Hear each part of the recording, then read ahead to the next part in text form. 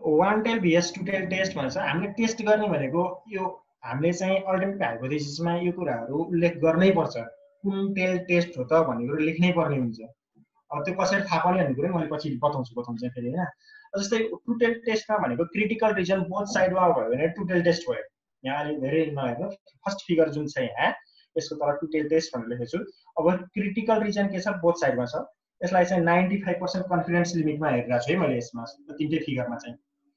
बिचको चाहिँ यो कन्फिडेन्स लिमिट भयो यो सेडिङ नगरेको एरिया चाहिँ कन्फिडेन्स लिमिट भयो टोटलमा 95% भयो बाँकी रह्यो 5% टोटल टेस्ट हुँदाखेरि 2.5 लेफ्ट साइडमा 2.5 राइट साइडमा भयो हैन यो भनेको टोटल टेस्ट भयो त्यस्तै गरेर क्रिटिकल रिजन वान साइडमा लेफ्ट साइडमा मात्रै छ भने that is left tail test भयो हैन एलटीटी भनेको लेफ्ट टेल टेस्ट भयो यो टीटीटी भनेको टु टेल टेस्ट भयो यसलाई हामी लेफ्ट टेल टेस्ट भन्छौँ अथवा वान टेल टेस्ट पनि भन्छौँ एकतिर मात्रै भएको भएर हैन त्यो भयो र थर्ड फिगरमा के छ राइट साइडमा मात्रै क्रिटिकल रिजन छ त्यही भएर यसलाई हामी राइट टेल टेस्ट भन्छौँ हैन त्यो कुनमा त वान टेल टेस्ट भित्र राइट टेल टेस्ट हो वान टेल टेस्ट चाहिँ दुईटा हुने भयो एउटा लेफ्ट टेल टेस्ट एउटा राइट टेल टेस्ट हुन्छ र अर्को भनेको टु टेल टेस्ट हुन्छ भन्ने कुरा भयो है टेस्ट चाहिँ तीन टाइपको हुन्छ भनेर बुझ्नु होला एउटा टु टेल टेस्ट भयो एउटा लेफ्ट टेल टेस्ट भयो एउटा राइट टेल टेस्ट भयो अब यो कसरी छुट्याउने भन्ने कुरो स्पेशली हामीले जान्नुपर्ने हुन्छ अब हेर्नु है मैले एउटा एक्जाम्पल दिन्छु बेसिक एक्जाम्पल मात्रै हो जस्तै Ram's income is greater than Sam's Ramco income चाहिँ श्यामको भन्दा धेरै छ भनेपछि श्यामको भन्दा माथि मात्रै गयो नि हैन भनेपछि यो एकतिर मात्रै गयो एक साइड मात्रै गयो ग्रेटर भनेपछि माथि मात्रै गयो भनेपछि वान टेल टेस्ट भनेर भनियो अब Ram's income is lower than Sam's Ramco income चाहिँ श्यामको भन्दा थोरै छ भनेपछि तलतिर मात्रै गयो यो पनि वान टेल मात्रै भयो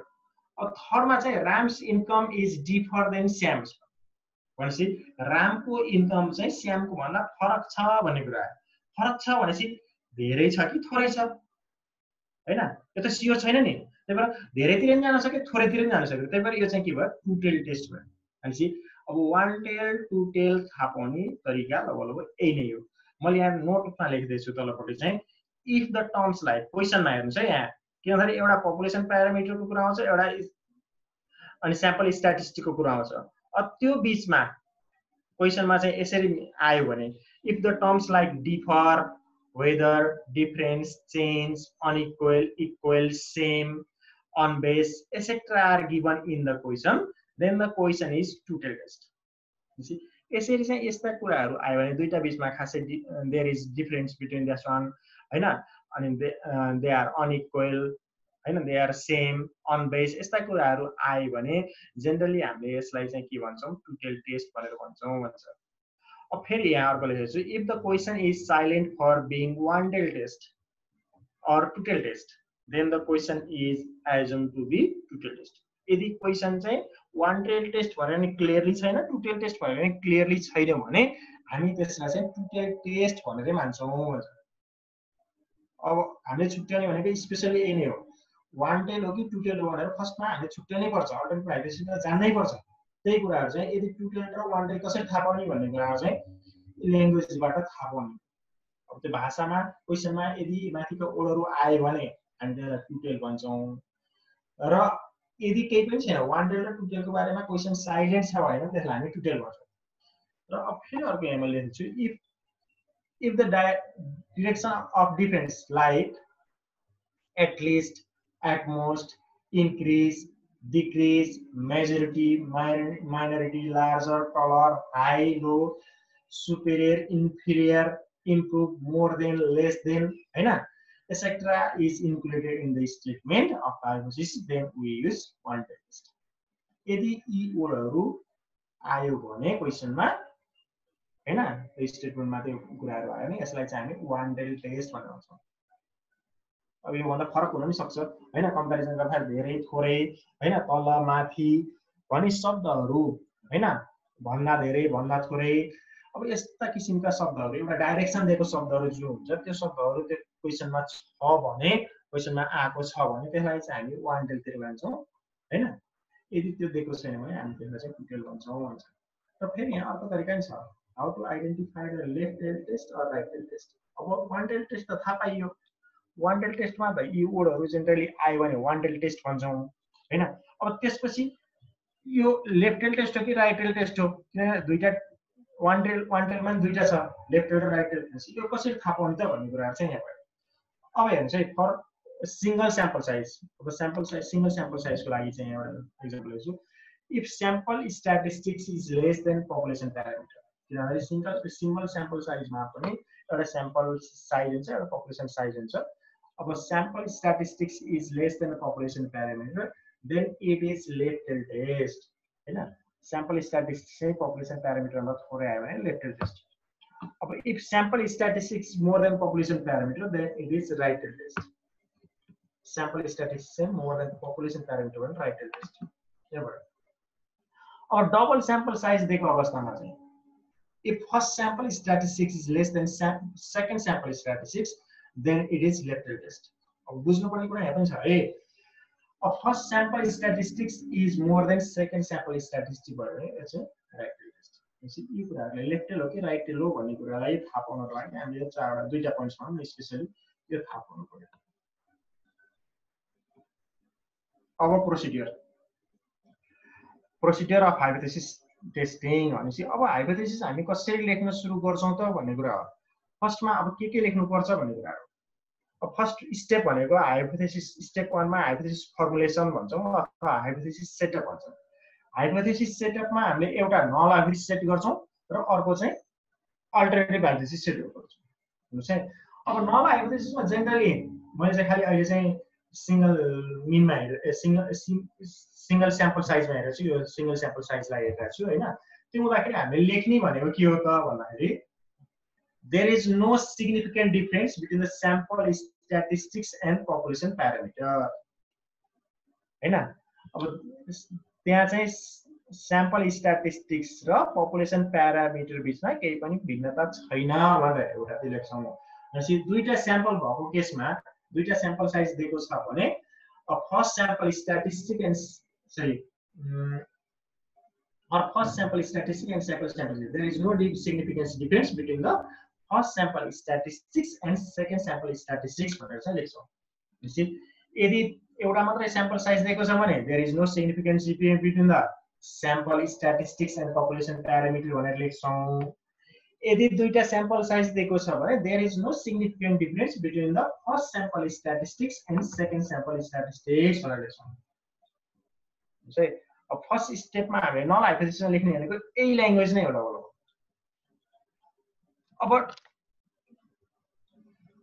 अब अल्टरनेटिभ हाइपोथेसिसमा आउनेबित्तिकै हामीले चाहिँ तीनटा केस त यहाँ आउँछ एउटा टु टेल एउटा राइट टेल एउटा लेफ्ट टेल भनेपछि अब यदि टु टेल टेस्ट हो भने है टु टेल टेस्ट हो भने there is significant difference between the sample statistics and population parameter भनेपछि माथिको ठ्याक्कै अल्टरमा आउनु पर्यो नि फर्स्टमा हामीले नल हाइपोथेसिसमा फर्स्टमा ल्याङ्ग्वेज के लेखेको थियौं there is no significant difference between the sample statistics and population parameter भनेर नल हाइपोथेसिस सेट गरेका थियौं भने अब अल्टरनेटिभमा ठ्याक्कै त्यसको अल्टर गरेर हामीले सेट गर्नु पर्यो देयर इज सिग्निफिकेन्ट डिफरेन्स माथि नो सिग्निफिकेन्ट डिफरेन्स भनेको थियौं यहाँ चाहिँ significant difference between the sample statistics and population parameter अथवा दुईटा स्याम्पल साइज छ भने there is significant difference between the sample statistics first sample statistics and second sample statistics भनेर चाहिँ लेख्छौं फर्स्ट केस यदि टु टेल टेस्ट हो भने अब सेकेन्ड यदि राइट टेल टेस्ट हो भने the sample statistics is greater than population parameter भनेर छ राइट टेल टेस्टमा त त्यही नि sample statistics more than population parameter हो नि हैन त्यो लेख्छौं अब दुईटा स्याम्पल साइज भने the first sample statistics is greater than second sample statistics भनेर चाहिँ अर्को लेख्छौं यदि दुईटा स्याम्पल साइज दिएको अवस्थामा तर यदि लेफ्ट टेल टेस्ट हो भने the sample statistics is less than population parameter or first sample statistics is less than second sample statistics भनेपछि नल हाइपोथेसिस चाहिँ एउटै यसले के बतायो भन्दाखेरि यहाँसम्म नल हाइपोथेसिस चाहिँ हामीले एउटै सेटअप गर्ने हो अब अल्टरनेटिभ हाइपोथेसिसमा हामीले के थाहा पाउनु पर्यो भन्दाखेरि यो कुन टेल टेस्ट हो त भन्ने कुरा हामी अल्टरनेटिभ हाइपोथेसिसमा थाहा पाउनै पर्यो राइट टेल टेस्ट हो कि लेफ्ट टेल टेस्ट हो कि टु टेल टेस्ट हो, यो चाहिँ हामीले अल्टरनेटिभ हाइपोथेसिसमा थाहा पाउनु पर्यो। त्यो कुरो अल्टरनेटिभ हाइपोथेसिसमा खोल्नु पर्यो, त्यही अनुसारको ल्याङ्ग्वेज के गर्नु पर्यो, लेख्नु पर्यो। है नल हाइपोथेसिसलाई खासै समस्या चाहिँ भएन, नल हाइपोथेसिसमा हामी जेनरली लेख्न सकियो, no there is no difference भनेपछि सकियो। तर चाहिँ अल्टरनेटिभ हाइपोथेसिसमा आइसकेपछि देयर इज सिग्निफिकेन्ट डिफरेन्स भन्ने हो कि, अब sample statistics greater than population parameter भन्ने हो कि sample statistics lace than population parameter भन्ने हो भन्ने कुरो त फरक भयो। पछि अल्टरनेटिभ हाइपोथेसिसमा हामी सबैजना झुक्किन नहुने कुरो ध्यान दिएर, त्यही भएर अब हामीले ख्याल गर्ने भनेको कुन टेल टेस्ट हो त भन्ने कुरालाई स्पेसली जान्नु पर्यो है। त्यो अनुसारको अल्टरनेटिभ हाइपोथेसिस हामी लेख्छौँ। अब त्यसपछि गयो स्टेप 2 मा भनेको, स्टेप 2 मा हामीले के गर्छौँ भन्दाखेरि it is the calculated value of hypothesis testing and it is always obtain under the null hypothesis. यो क्याल्कुलेटेड भ्यालु निकाल्ने हो के को अन्डरमा त, नल हाइपोथेसिसको अन्डरमा निकाल्ने हो। The value of test statistics on the difference of test can be calculated as, अब test statistics that equal to formula सबैमा लगभग यही नै हुन्छ, sample statistics minus population parameter upon standard error of sample statistics. भनेपछि अब यदि मिनबाट हेर्यौँ भने x bar minus mu upon SE भयो हैन। अब त्यस्तै अब त्यसमा चाहिँ हामीले जेनरली 4 वटा टेस्टहरु हुन सक्छ। त्यो भनेको जेड टेस्ट भयो, टी टेस्ट भयो, एफ टेस्ट भयो, टी स्क्वायर टेस्ट भयो। भनेपछि हामी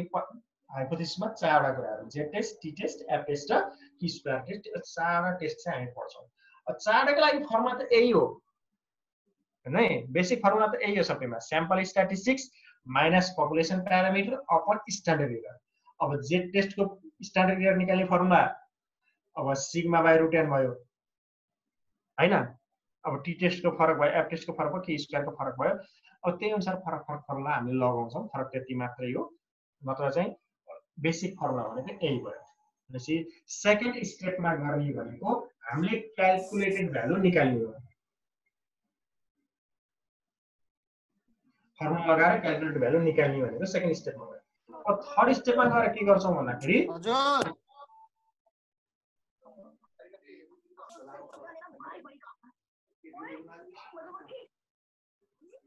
थर्ड स्टेपमा लेभल अफ सिग्निफिकेन्स हेर्ने हो, लेभल अफ सिग्निफिकेन्स अल्फा हेर्ने हो। आइदर गिवन अर 5%, गिवन छ भने गिवनबाट निकाल्छौं,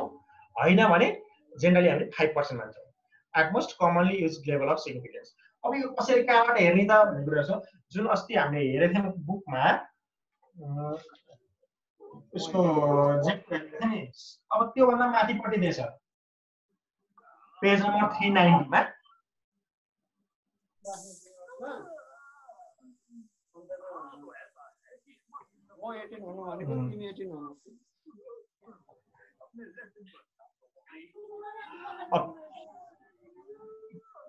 के कल आयो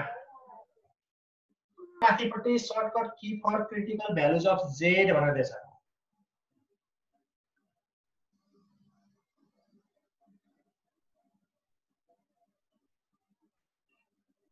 अब लेभल अफ सिग्निफिकेन्स माथि छ, टाइम लेभल अफ सिग्निफिकेन्स कति हो त भन्ने कुरा हामी निकाल्छौं हैन। दिएको छ भने दिएको भइहाल्यो, दिएको छैन भने 5% हामी जेनरली मान्छौं। र स्टेप 4 मा जुन क्रिटिकल भ्यालु भनेर दिएको छ, क्रिटिकल भ्यालु भनेको tabulated value of the given test which is observed as per given level of significance and degree of freedom भनेछ। भनेपछि अब हामीले चाहिँ के गर्छौं भन्दाखेरि अब टेबलबाट भ्यालु निकाल्यो, टेबुलेटेड भ्यालु भनेको टेबलमा अब हामीलाई जस्तै अब 1% level of significance, 2% level of significance, 5% level of significance हैन। अब कति दिएछ त लेभल अफ सिग्निफिकेन्स, त्यसैको आधारमा हामीले के गर्छौं, वान टेल हो कि टु टेल हो कि राइट टेल हो कि लेफ्ट टेल हो कि टु टेल हो, त्यसैको आधारबाट हामी के गर्छौं, टेबुलेटेड भ्यालु निकाल्छौं। That is known as a critical value. Page number 390 मा हेर्नुस्, जस्तै 1% भन्दाखेरि 1% लेभल अफ सिग्निफिकेन्समा अब क्रिटिकल भ्यालु टु टेल टेस्टमा हेर्दाखेरि 2.58 छ, अब राइट टेलमा हेर्दाखेरि 2.33 छ, लेफ्ट टेलमा हेर्दाखेरि -2.33 छ। लेफ्ट टेल र राइट टेलको बराबरी आउँछ, प्लस र माइनसमा फरक हो है, 1 र 2 टेलमा फरक हुन्छ। यसरी चाहिँ हामी यहाँबाट लिन्छौं। अब लास्ट स्टेप भनेको डिसिजन हो। अब हामीले के गर्थ्यौं भन्दाखेरि सुरुमै एउटा नल हाइपोथेसिस सेटअप गर्यौं एउटा चाहिँ अल्टरनेटिभ हाइपोथेसिस सेटअप गऱ्यौँ। अब हामी अनि त्यसपछि के गर्यौँ, हामीले फर्मुला लगाएर क्यालकुलेटेड भ्यालु एउटा निकाल्यौँ र फेरि अर्को टेबलबाट अर्को भ्यालु निकाल्यौँ भनेपछि अब हामीले कम्पेयर गर्ने यहाँ। It is the last step of the hypothesis testing on which we compare the calculated value with obtained from the step 4. भनेपछि calculated value र critical value लाई हामीले चाहिँ के गर्ने, कम्पेयर गरेर हामी डिसिजन लिने हो, and then come to the conclusion to know that whether the result is significant or not. भनेपछि त्यो दुईटालाई कम्पेयर गरिसकेपछि हाम्रो डिसिजन चाहिँ H0 ठिक छ कि छैन भन्ने कुरो बल्ल त्यसपछि थाहा पाउने। अब यो स्टेप 5 के भयो, अब हेर्नु त, the following techniques are considered for making the decision भन्यो। अब यहाँ दुईटा स्पेशली दुईटा कुराहरुलाई चाहिँ यहाँ हेर्नुपर्छ। अब if calculated value is more than tabulated value, calculated value भनेको फर्मुला निकालेको भ्यालु, टेबुलेटेड भ्यालु भनेको क्रिटिकल भ्यालु जुन पछाडी हामीले टेबलबाट लिएको भ्यालु। यदि क्यालकुलेटेड भ्यालु चाहिँ टेबुलेटेड भ्यालु भन्दा धेरै छ भने then it is significant and H0 is rejected। हैन, यो चाहिँ सिग्निफिकेन्ट हुन्छ, there is no significant difference भनेर बनाएको हुन्छौं के, त्यही भएर अब यो भन्नेबित्तिकै हामीले it is significant and H0 is rejected गर्छौं। र यदि क्यालकुलेटेड भ्यालु टेबुलेटेड भ्यालुसँग बराबर छ अथवा टेबुलेटेड भ्यालु धेरै छ भने then it is not significant and H0 is accepted। भनेपछि डिसिजन लिने के हाम्रो आधार ए दुईटा हो है, एकदम यसलाई सम्झिनु। यदि क्यालकुलेटेड भ्यालु धेरै आयो टेबुलेटेड भ्यालु भन्दा धेरै आयो भने H0 रिजेक्ट हुन्छ हैन। यदि क्यालकुलेटेड भ्यालु टेबुलेटेड भ्यालु बराबर छ अथवा टेबुलेटेड भ्यालु धेरै छ भने त्यो अवस्थामा H0 चाहिँ एक्सेप्ट हुन्छ। भनेपछि यो दुईटा केस भयो। मैले यहाँ फ्लोचार्टमा पनि बनाइदिएको छु, बनाउनु त यो कसरी गर्ने भन्ने कुरो। फर्स्टमा हामी के गर्छौँ, हाइपोथेसिस फर्मुलेसन गर्छौँ, त्यो भनेको H0 र H1 लाई सेटअप गर्छौँ, अनि टेस्ट अफ स्ट्याटिस्टिक्स भनेको छ क्यालकुलेटेड भ्यालु निकाल्छौँ हैन, क्यालकुलेटेड भ्यालु चाहिँ फर्मुला लगाएर निकाल्छौँ, अनि updated table value of T भन्छौँ, टेबुलेटेड भ्यालु चाहिँ निकाल्छौँ हामी टेबलबाट र कम्प्यारिजन गर्छौँ, कम्प्यारिजन क्यालकुलेटेड भ्यालु र टेबुलेटेड भ्यालुलाई कम्प्यारिजन गर्छौँ। यदि क्यालकुलेटेड भ्यालु चाहिँ टेबुलेटेड भ्यालुभन्दा धेरै छ भने चाहिँ हामी it is significant reject H0 and repeat the language of H1। यसमा जे ल्याङ्ग्वेज लेखेछ त्यसैलाई रिपिट गर्ने भन्छ तर डिसिजनमा चाहिँ। यदि छैन भने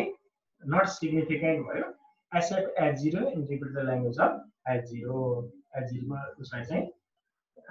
रिपिट गर्ने भनेर चाहिँ भयो हैन, ल्याङ्ग्वेजलाई रिपिट गर्ने भनेको भयो।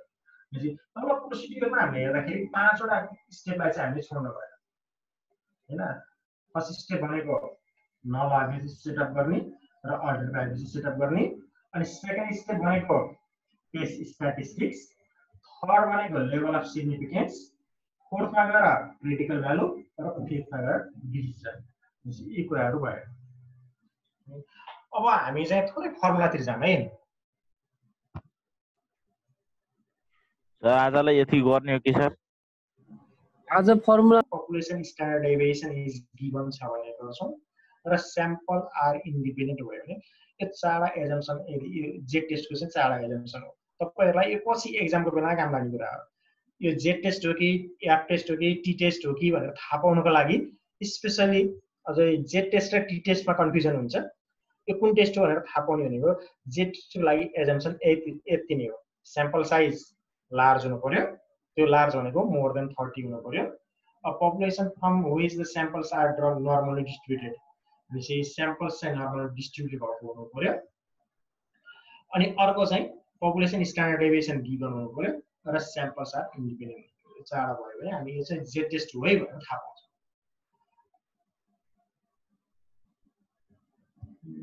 त्यसपछि गएर अब मैले सुरु गर्ने भनेको यहीँबाट हो। त्यही कुराहरू हो, ए ल्याङ्ग्वेज नै हो है, जुन हामीले test of significance for the single mean भनेको छु। अब हामीले यहाँ चाहिँ जेड टेस्टमा दुईटा कुराहरू पढ्छौँ, एउटा सिंगल मिनमा पढ्छौँ, एउटा डबल मिनमा पढ्छौँ, एउटा प्रपोर्सनमा पढ्छौँ, तीनटा कुराहरू पढ्छौँ। अब सिंगल मिनलाई पनि के गर्ने त भने स्टेप 1 हामीले जुन उता लेखेको थियौँ त्यसैलाई यहाँ कसरी ल्याङ्ग्वेजमा लेख्ने भन्ने कुरा मैले देखाउन खोजेको यहाँलाई है। अब test of significance of the single mean भनेको छ। अब सिंगल मिन हुँदाखेरि अब सेटिङ अफ हाइपोथेसिस कसरी गर्नु त फर्स्टमा नल हाइपोथेसिस सेट गर्नु पर्यो नल हाइपोथेसिस सेट गर्दाखेरि h0 is to mu equal to mu 0 अब लेख्ने a हो है यहाँ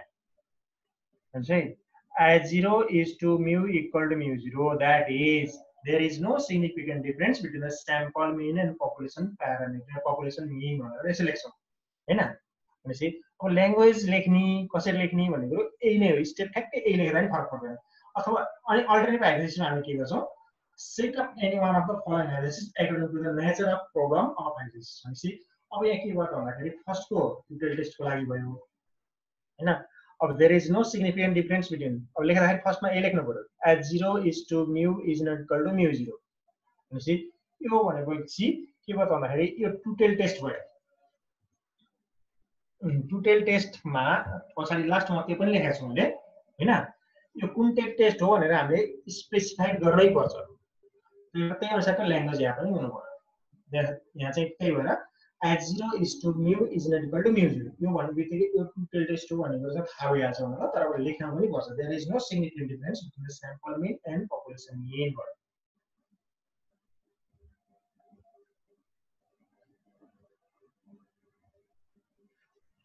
अनि त्यस्तै गरेर सेकेन्डमा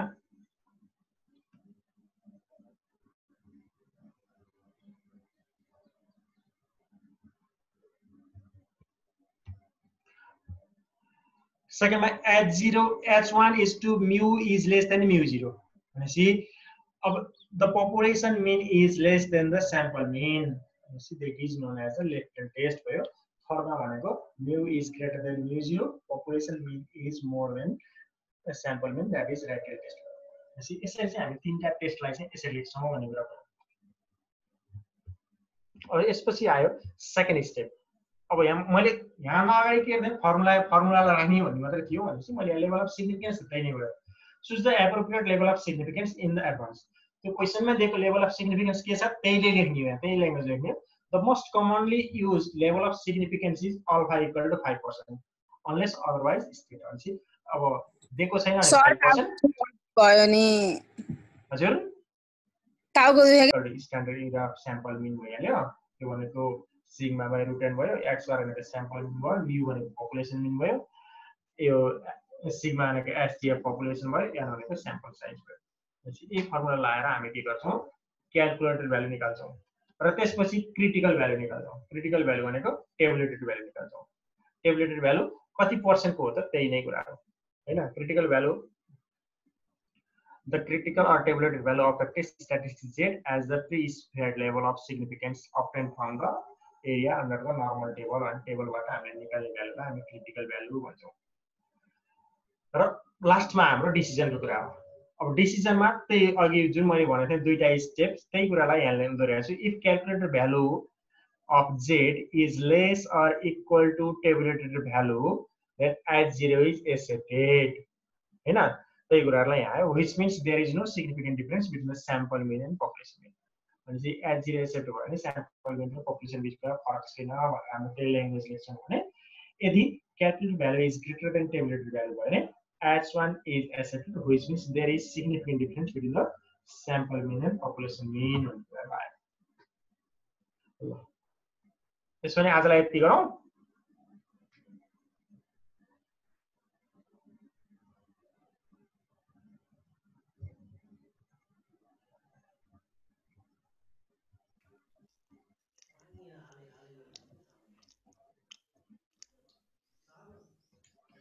अब स्पेशली हामीले चाहिँ अब स्टेपहरुलाई चाहिँ बिगार्नु भएन स्टेप चाहिँ त्यही नै जानु पर्यो फर्स्ट सेकेन्ड थर्ड फोर्थ र डिसिजन भन्नु अब हामीले ख्याल गर्नुपर्ने कुरा भनेको एकदम फर्स्टमा अल्टरनेटिभ हाइपोथेसिसमा ख्याल गर्नु पर्यो अल्टरनेटिभ हाइपोथेसिसमा अब वान टेल हो कि टु टेल हो भनेको फर्स्टमा छुट्याउनु पर्यो वान टेल र टु टेल छुट्टिसकेपछि फेरि राइट टेल हो कि लेफ्ट टेल हो भनेको फेरि जान्नु पर्यो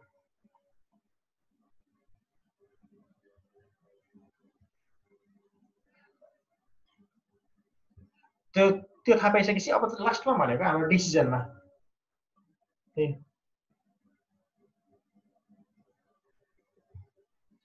दुईटालाई थाहा पाउनुहोस् त्यसपछि हामी अब भोलिबाट चाहिँ हिसाब गर्छौं है त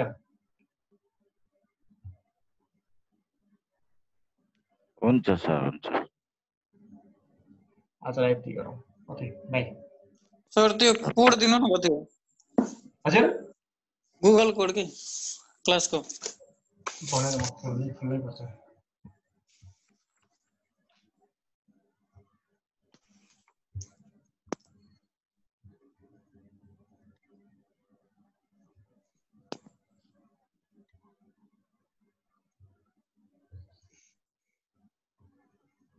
म अहिले उसमा पठाइदिन्छु मेसेन्जरमा है, हेर्छु।